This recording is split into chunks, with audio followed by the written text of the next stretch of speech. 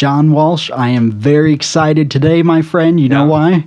Because we're going to talk about labor unions. Heck yeah, one of the best and most interesting topics, I think, out there, one we have had endless discussions about, and where it is very intellectually stimulating and an interesting topic. Yeah, and when we first decided to do this topic, you said you wanted to cover it in a non-political way. And I have to say personally that I found that to be difficult to do because labor is very much entrenched into politics and livelihood.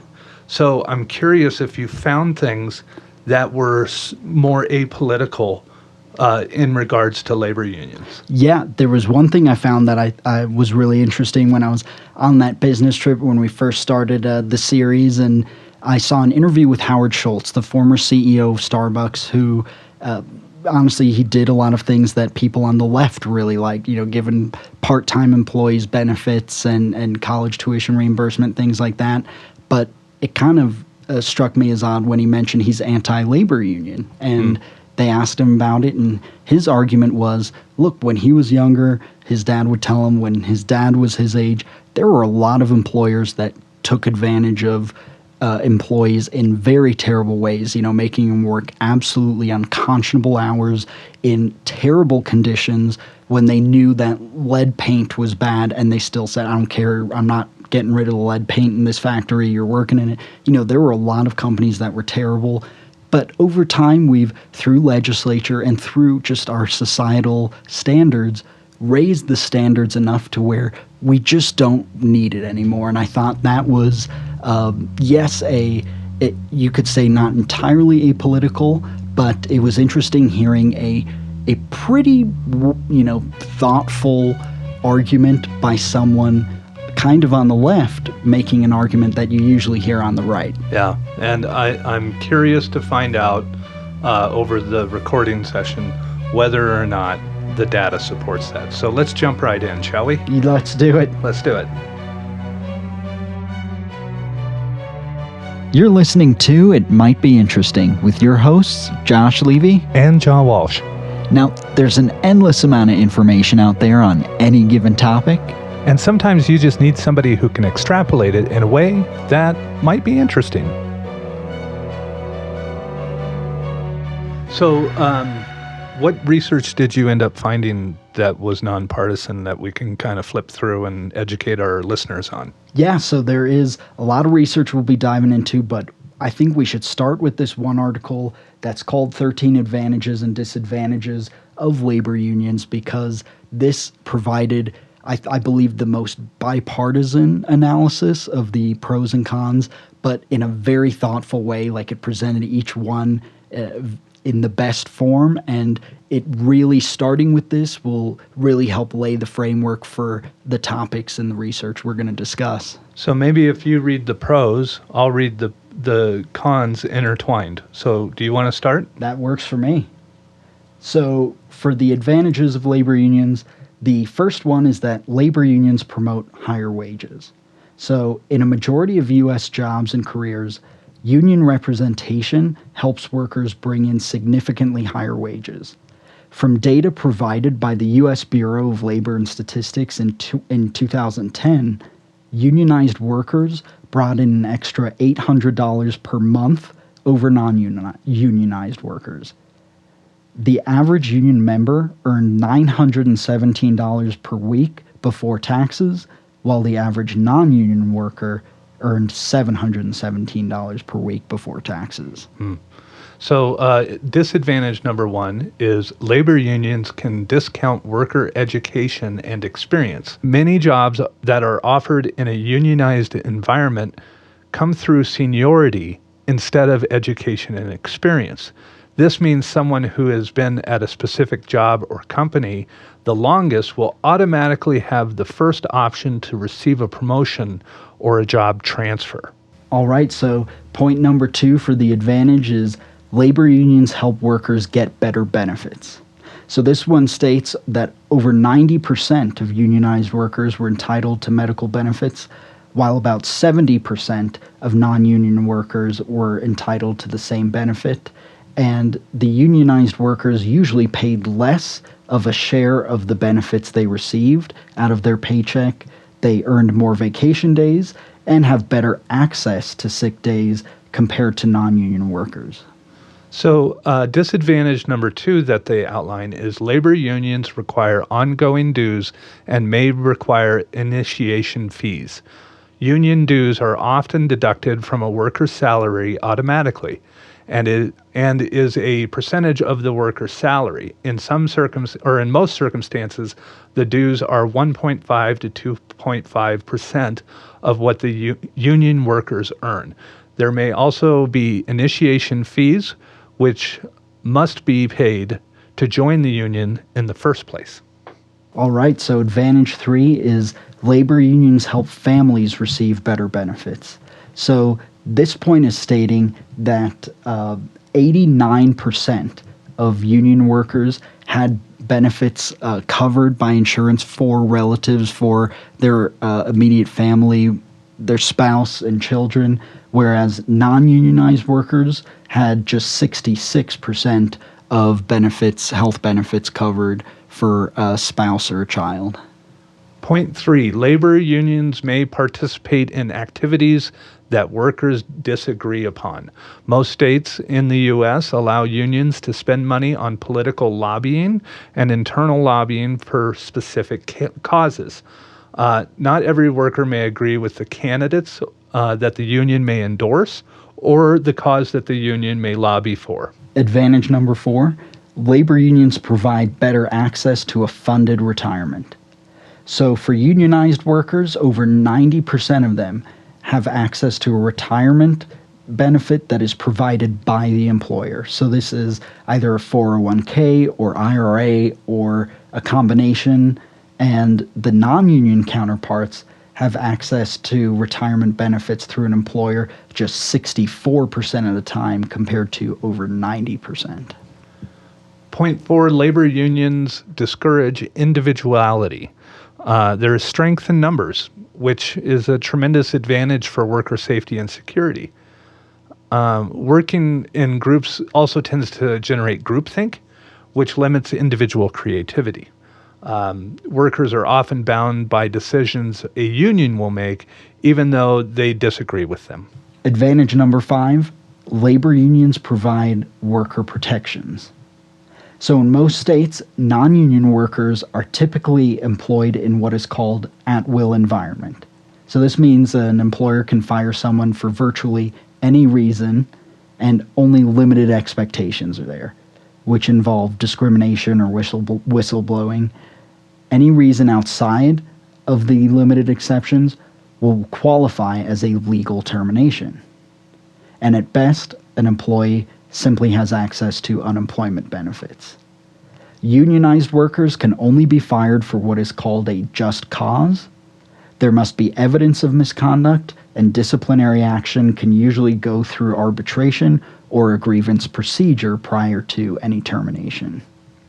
Disadvantage number 5, labor unions offer job bumping arrangements. If there is a layoff that is authorized, a position that may be eliminated can still cause low seniority worker to be laid off because of the process known as bumping. Senior workers who have a job removed can transfer to a position not experiencing a layoff thanks to a provision in a CBA, which is a collective bargaining agreement, which is often negotiated. The senior worker takes the job, and the other worker, the less experienced worker, has their job eliminated. And the last of the benefits here, number 6, labor unions create an opportunity to negotiate more frequently. So most unions operate under a bargaining agreement that is renegotiated after a set amount of time. Some operate yearly, but most tend to operate on agreements which are between 2 to 5 years in length. This allows workers to negotiate for better wages and conditions while providing an employer the opportunity to negotiate for concessions. When done correctly, a balance between worker and employer can be achieved where both parties can be happy. So, point six on labor union disadvantage is labor unions can have a poor public reputation. In 2012, Scott Walker, governor of Wisconsin, had a fundraising chairman send out emails that called union workers an evil part of society. Many union workers are blamed for lack of revenue, especially when it's a public union. And this political animosity can be experienced in real life.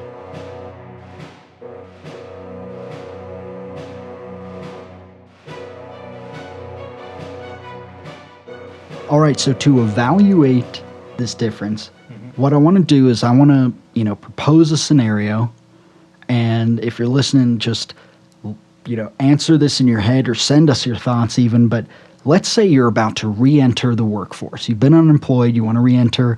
There are two different fields, two lines of work, and you're looking at both. You don't know because you like both of them equally, but you really want to focus your job seeking efforts in one of the fields.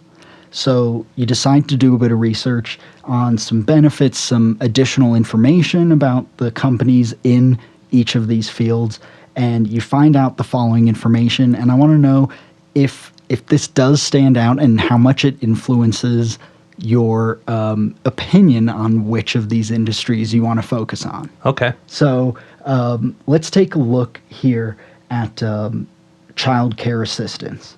So here you look at the first industry and you see that 21% of the companies in that industry offer child care assistance. So whether it's daycare or anything like that.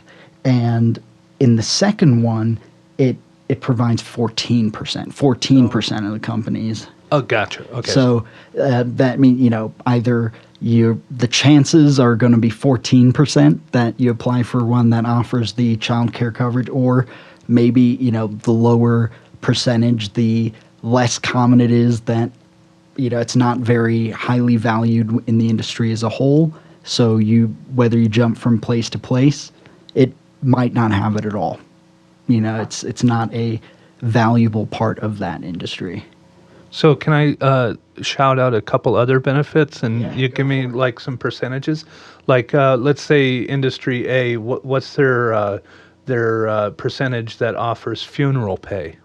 So for funeral leave, the first one will be at 81%. So passing of a loved one, you can take the time off to not just attend the funeral, but for any organizing, and getting the affairs together. And you will be paid 81% of those companies do provide that paid funeral leave. As opposed to? As opposed to 67% in the second one. How about education assistance?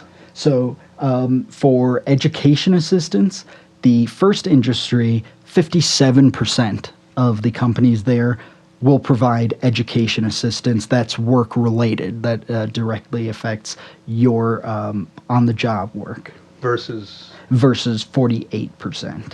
Well, how about life insurance? So here's a good, interesting one. So the first industry you're looking at is 76%. 76% of the companies there will offer a life insurance package, but in the second one, 56% will offer life insurance. How about like a wellness program? So for a wellness program, the first segment will offer 37% of the time they'll have a wellness program, but in the second one, 24% of those companies will offer some sort of wellness program. So what's the difference between these two companies? So in these two, the first industry you're looking at is unionized. The second one is not. And you can see things like paid leave, whether it's jury duty, funeral, maternity, military leave. Like, how can a company, I'm sorry, I'm trying to be bipartisan here, but how can a company not pay you for military leave? Like, thanks for risking your life. No, you don't get the paycheck. Your family can't have that money. So a lot of these, and look, some of them are pretty close. Fitness Center, the non-union, has 13% versus 11%. And I think that is more an effort to keep the cost internal versus having to add it to some type of benefit and cost. And so, but there's some pretty drastic differences too, because if you look at employee assistance program, if you're in a union, you have a 64% chance of having that. Whereas if you're in a non-union, you're at 39%. Yeah. And this is all based on the Bureau of Labor Statistics from 2007. And the breakdown between union and non-union, it makes it hard for this not to be pro-union when you see all of these worker benefits. And this is previous to the Affordable Care Act. But I do want to just touch on the medical benefits. For a single individual at a union organization, you have a 78% chance of getting health insurance versus 49% prior to the Affordable Care Act. No employee contribution, 50% of union workers versus 19% of non-union. Mm-hmm. So there is power in that collective, in that bargaining. And I know we already talked about the disadvantages and some of the pushback on unions. But when you look at just the statistical breakdown, it's hard not to see an advantage, at least monetarily, or just benefit-wise, to a labor union. Do you see a difference or data anywhere else that is pointing the opposite direction? No, I mean, and I'm glad you brought up that point, because here's another thing I want to point out is, if you remember with the first point of the advantage of labor unions, the average union member earned $917 a week versus the non-union worker who earned $717 per week before taxes. So think about that. That is a $200 per week difference. And most of these jobs are not ones where, they're senior level computer, architects and stuff like that. These are, manual labor, blue collar jobs. And I remember doing I'm sure you do too, where look, $200 extra a week right now would be nice. But there was a time, if you're making $900 a week, $700, an extra 200 is so much more breathing room and makes a huge difference. But on top of that, like when you mentioned with the health insurance, think about medication that is, without insurance, $1,000 a month. With insurance, it's still expensive, like $100 a month. Think about how, stark that contrast is. So not only do you earn an additional $200 per week, think about how much you save for both yourself and your, immediate relatives who are receiving healthcare benefits. On top of that, that makes, and that's just per week. Think about 5 years at a company, how much more money you have put into savings, how much money you have set up for retirement, how much money, the difference in the quality of life. It doesn't seem huge with $200 a week, but it really, really is. Yeah, and I think what I want to look at next is who's in a labor union. What is the percentage of people in labor unions, and what trend do we see in those unions in the United States?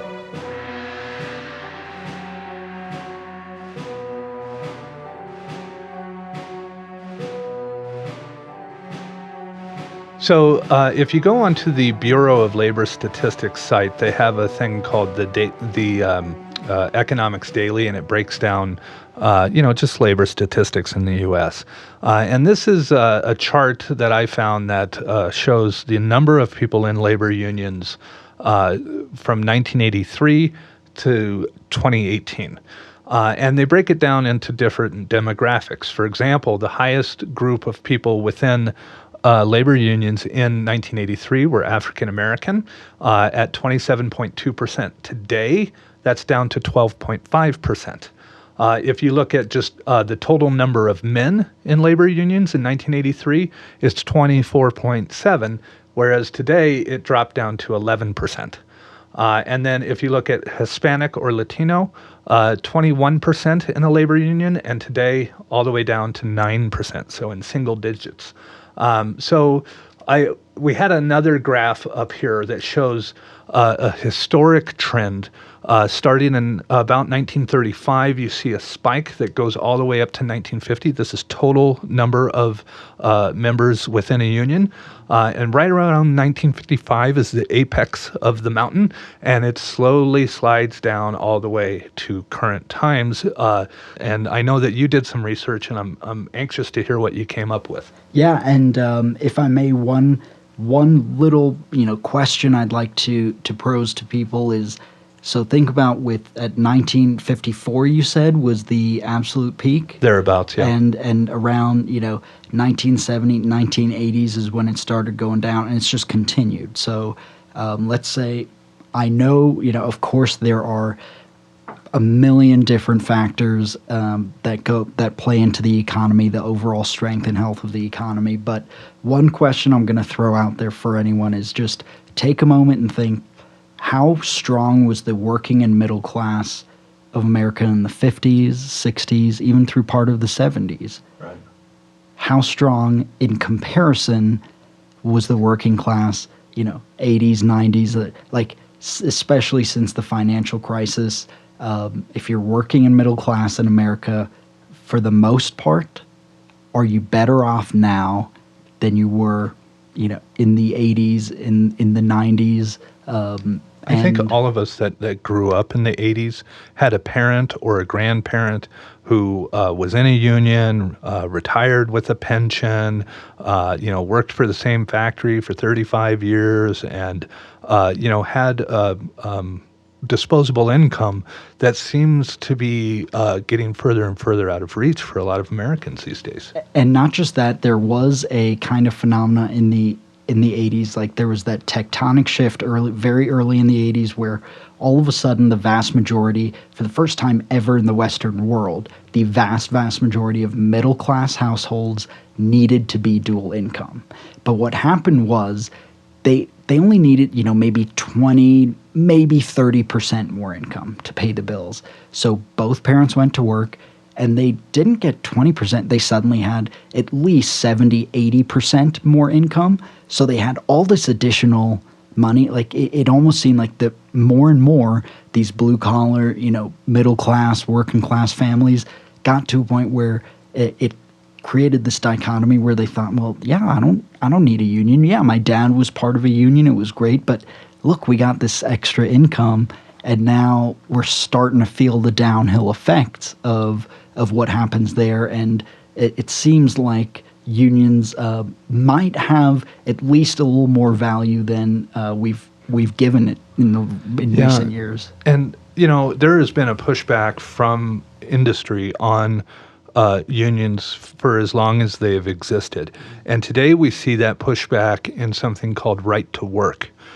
which is a very dubiously named policy that basically states that if you are in a union and you're in a right to work state, you are not required by law to pay union dues, which financially destroys the strength of the union to lobby and give money to politicians and push union values. So it very much undercuts the strength of the collective bargaining when they don't have collective financing. Yeah, and people also need to realize unions themselves are a great example of a democratic process that is, first of all, separated from government. But for instance, if you and I worked at the same company and this union boss had negotiated 5 times to try and get us a wage raise and failed every time, we actually can stand up and say, we demand our fees be lowered. And I know sometimes there are contracts, but you have that kind of power. And if the majority of people stand up and say, you're not doing your job, if you looked at your manager and said, hey, you're not holding up your end, you're just sitting around, I'm doing all the work, we demand, they'd be like, oh, really? Why don't you step into my office where I can fire you? Yeah. Whereas this is a situation where you do have that additional bargaining power, the collective power. It's a democratic process among the employees, and it's independent. Whatever they choose isn't going to affect you. Like if they go on strike and you don't work at that company, it's not like you got to go on strike too. Yeah. It's very independent.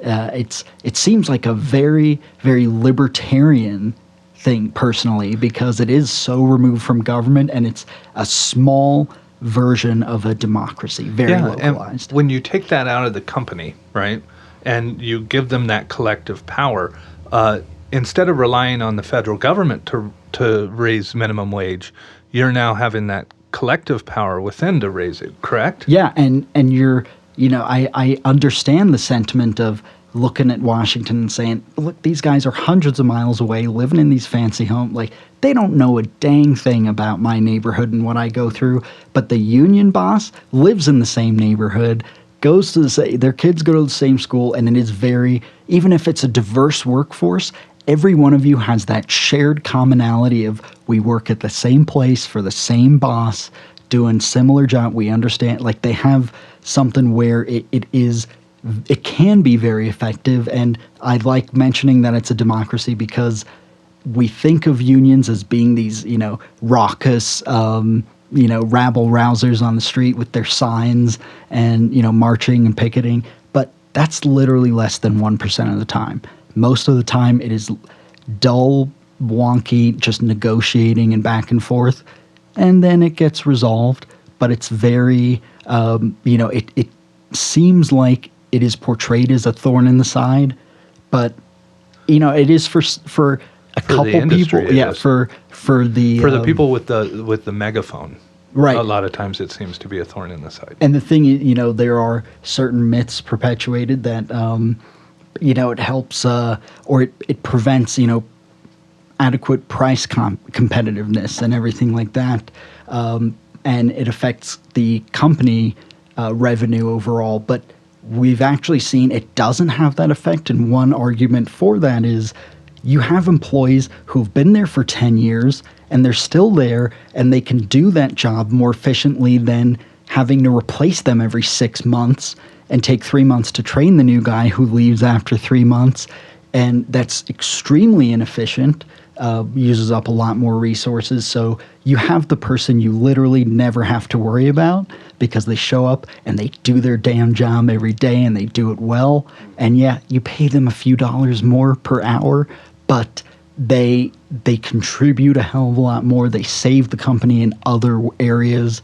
as well, and let fewer departments too. You're not investing as much into this HR conglomerate, wing of the company. So it is a cost. Let's not lie. Like a union does overall cost a company more than an HR department or non-union. And they serve different functions. Yeah, exactly. They serve, HR is there for better or worse to mitigate the risk against a company for something like a lawsuit. Right.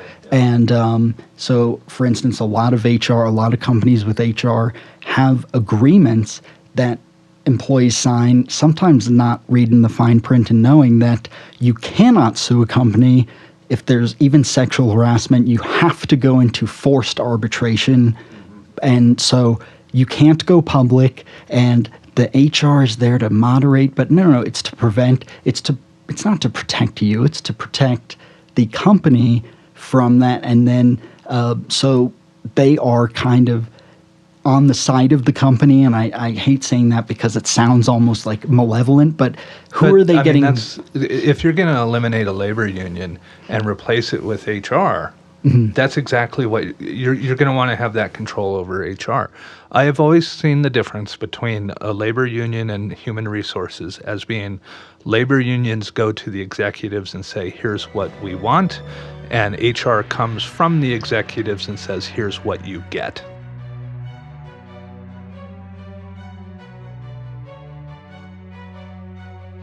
John, I know we're kind of rounding out the corner of this episode. I've been enjoying quite a bit, and one thing I wanted to make sure we saved for the end, you had this book you've read that apparently is just an outstanding book on unions that you recommend. So if you wouldn't mind, tell us a bit about the book itself, but Sure. Some of the really good stuff you found inside. So I wanted something about the history of labor unions.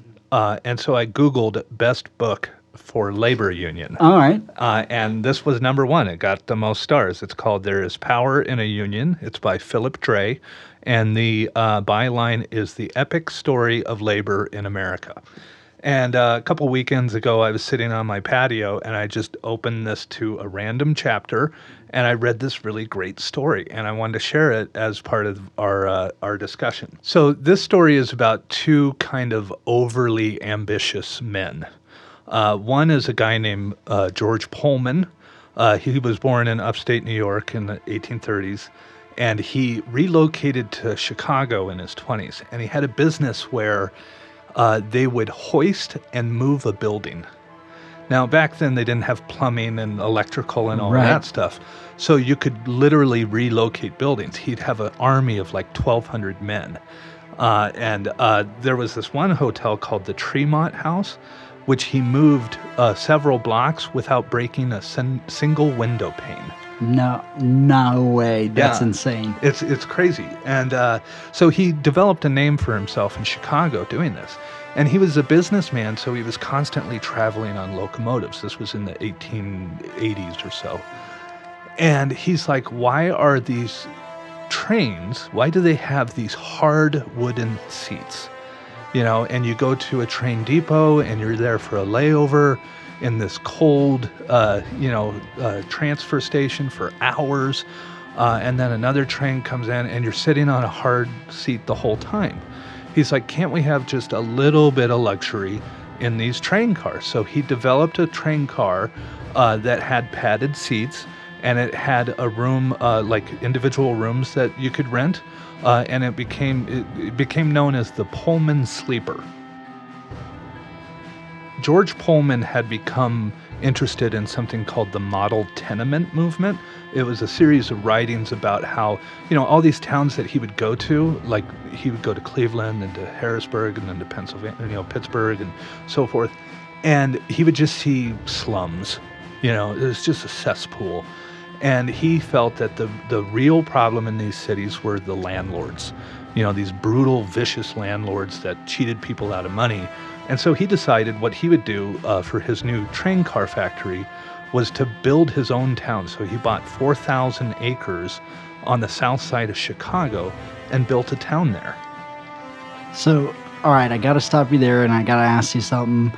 I have an image of this train car he designed that stark contrast from before. So without making assumptions, can I ask you, what was the town like? I assume a little better than the slum, maybe a hair, but did it give some information on that kind of attention to detail he put into the, carriages that he may have put into the town? Yeah, he built a lot of stuff within the town. He built houses and then rented them to the employees. And he would actually deduct rent from their paycheck. Oh, okay. The rents were a little bit higher than the surrounding areas, though. And so a lot of these tenants would double up. They would have two families living in one single-family home. He also charged them for the amenities of the town, like the man-made lake and the library, which was his personal book collection. Right. And, the church that they all were attending and, had to attend and so forth. So it all came out of their paycheck as a result of him providing this. So he would pay them and then deduct basically the tax to pay for the town.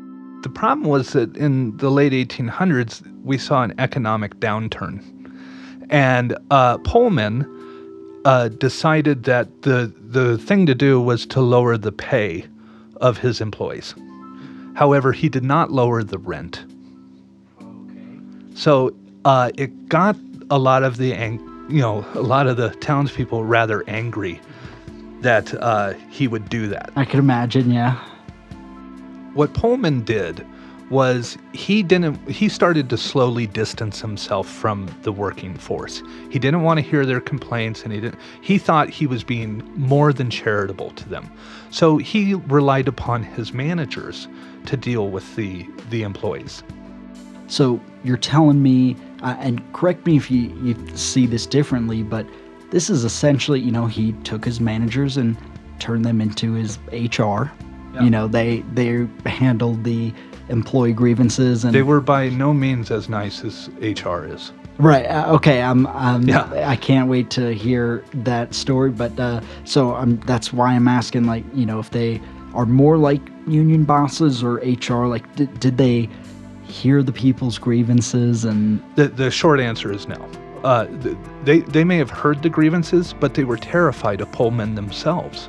And they weren't going to go to him with their townspeople's complaints. Why would they bother a man that clearly had a temper with the complaints of the people? He hired them to take care of that. And he didn't want them coming to them with those grievances. And you can kind of see where this is pushing the town, right? So he had these strict bans on people. You know, they were kind of religious in nature. He banned alcohol, prostitution, put a curfew in, and relied upon all of these managers to enforce that. Not only that, they had a series of spies in the town that would report back to these managers of any infractions or anything like that. So it got kind of heated within the town, especially with the wages going down. So what happened was the people of Pullman, the town Pullman, decided to get a few representatives and file a grievance with George Pullman as to what they were seeing in their town. so at this stage, was this kind of the catalyst that began mending the two sides together? Not exactly, because he offered full disclosure, which a lot of the townspeople were like, that's great. Yeah. And so when the three representatives came in, he said, I'll show you the books, I'll show you everything, you have my word on it, and then the next day he fired them. Wow. Not only did he fire them, he said that it was part of a predetermined layoff, that it was just circumstantial that those three representatives were laid off. Because Pullman had a manufacturing plant that made railroad cars, he needed a small strip of railway to connect it to the main line. Well, there was a railroad company or a union called the ARU, which was the American Railway Union. And they said that little sliver of track was enough to make them part of the railway union. Even though they were building rail cars, they weren't like switch operators or tower operators. This union leader decided he would let them in. That union leader's name is Eugene Debs. And he was a union man himself. He was part of something called the Brotherhood of Locomotive Firemen. He was about 6.5 feet tall, bald, and a powerful orator. And he saw that the problem with labor unions was that they were too localized, and they needed to be regional. Because if you had a labor union strike in Cleveland, there may not be a sympathy strike in Columbus. Right. Whereas if you had a sympathy strike going from Cleveland to Columbus to Cincinnati, that shuts down the whole railway system within that economy. So if he could expand that power with other unions, then it would give the ARU more power. So about a year after the ARU let the people of Pullman into their union, Eugene Debs was in Chicago, and he was hosting like a trade union summit. Oh, okay. So this is where they finally got to go to this meeting. Yeah, people from the town of Pullman made the trek up to Chicago to air grievances, and they weren't good. Okay. So I'm going to read straight from the book here. This is one of this is kind of the nail that did it for Debs. Most affecting were the words of a seamstress, Jenny Curtis, the youthful head of the women's local at Pullman Works, who told the convention that her father, a 13-year Pullman employee, had passed away, and she had been made to pay the $60 in back rent owed to the company at his death. Ooh. This kind of outraged Eugene Debs. So he decided that the ARU would negotiate with Pullman. And I'm sure you can imagine how that went. I bet he was pretty furious and tried to give some pushback. Not only did he push back, he shut down. He would not hear anything from the ARU. Now, the reason this is a problem is it put Eugene Debs in a very tricky spot. He let this little company come into a larger railway union who wasn't technically part of the railway, and their rights are being violated. So does he use the entire labor union to go on strike to shut down the American economy over this one small town? So what Eugene Debs and the ARU decided to do was, instead of shutting down the entire railway system, they decided they just simply wouldn't let the Pullman sleepers onto the rails. So any switch operator that saw a Pullman sleeper, they would divert the train, pull that car out, reconnect it, and send it on down the rail. This started a lot of propaganda against Eugene Debs. And a lot of national publications referred to him as a radical, as a subversive, as a communist. A lot of names were getting thrown at him because he was disrupting these Pullman cars. This obviously would, a shutdown of the entire rail system would attract the federal government, as anyone would expect. So the administration at the time was Grover Cleveland, and he sent his attorney general to fix this. And so the attorney general appointed a district attorney in Chicago to file an injunction against the ARU for two different reasons. The first was interfering with the transportation of the United States Post Office, the mail, and the second was the Sherman antitrust law. Wait, so a labor union was, being accused and they filed suit against a labor union for antitrust? Yeah, basically the way the federal government was phrasing the argument was this union had gotten so big that it can affect the economy, and therefore it has broken the trust of the American public, and it must be broken up using antitrust laws. That was their argument. I mean, I gotta admit, it's a clever. It is a clever. I mean, whether you love the idea or hate it and think it's despicable, you gotta hint it, that is a smart way to. It's a stiletto. Yeah, it is. It is. So Eugene Debs saw this little maneuver exactly for what it was, which was a trap. And so he sent a telegram communication to everyone, all the way down the rail line. Any post office train car goes through without exception. No one is to slow down the post, no matter what. And everybody got on board immediately. But as you can anticipate, eventually this would cause problems. Since the business community was terrified of this, the railways were relying on something called the GMA, which is the General Management Association. In the same way that Pullman had his managers deal with the workers, so too did the the industry barons. The railway barons have their managers deal with the workers. And that collection of people were known as the GMA, and they were the ones applying pressure on the Cleveland administration. So what the GMA did to set Debs up even further is they started intermingling the post cars with the Pullman cars on the train track. And eventually it was inevitable that the diverting these trains and pulling the Pullman cars out slowed the issuance of the news, or rather the mail being delivered. And at that point, it was gloves off. So what this led to was a district judge, federal judge, put an injunction out stating that under threat of arrest, they could not only not pull the Pullman cars out of line, they weren't allowed to communicate via telegram to one another and coordinate what they were doing. And that really set Debs up for conflict with the federal government. So this district attorney goes in and he reads this injunction to a bunch of railway workers in a Chicago rail yard.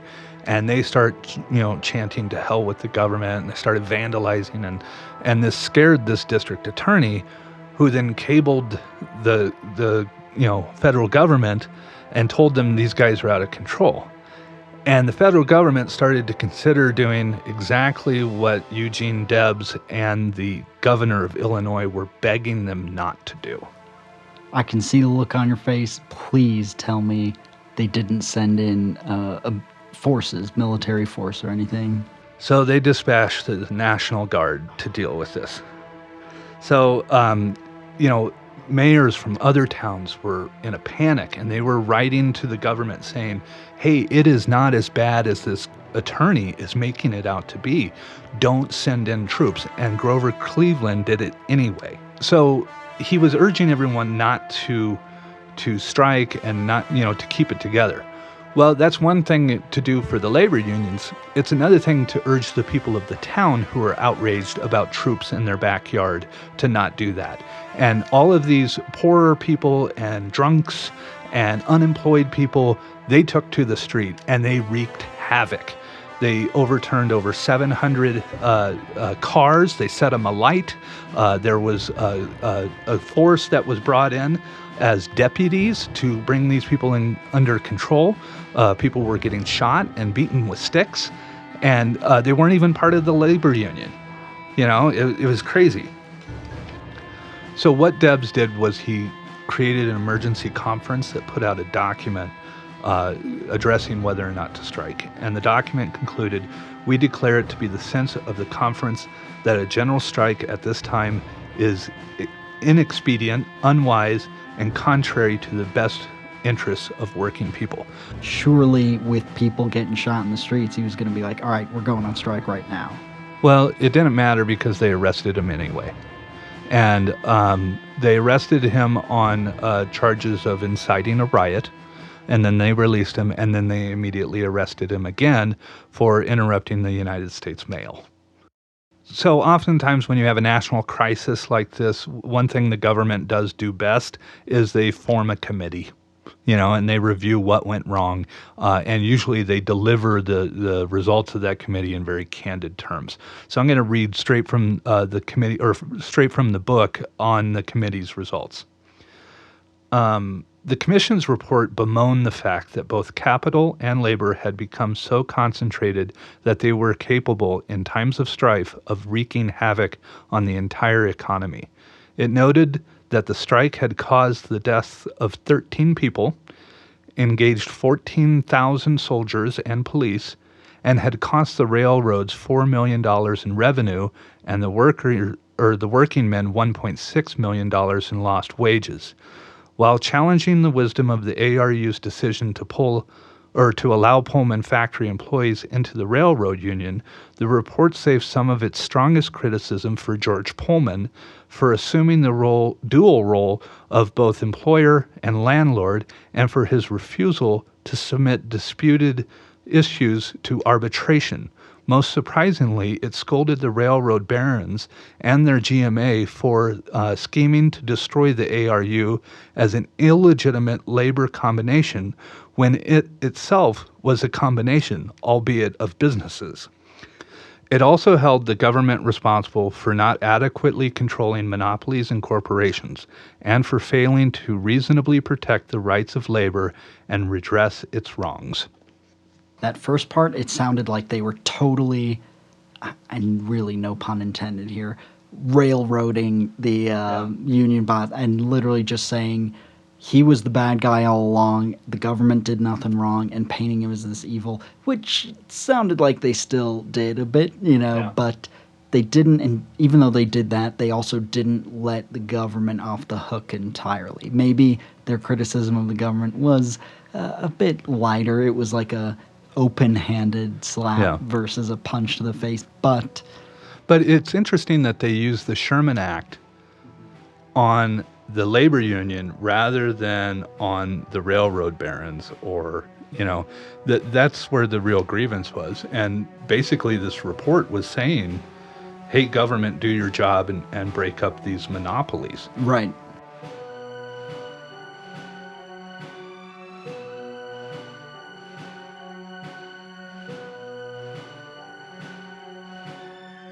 You've been listening to It Might Be Interesting. Please join us next time. And we'd love to hear any thoughts, questions, feedback, and even episode suggestions you might have. So if you do have any, please send it over to thoughts@itmightbeinteresting.com. And you can also check out our other episodes at itmightbeinteresting.com.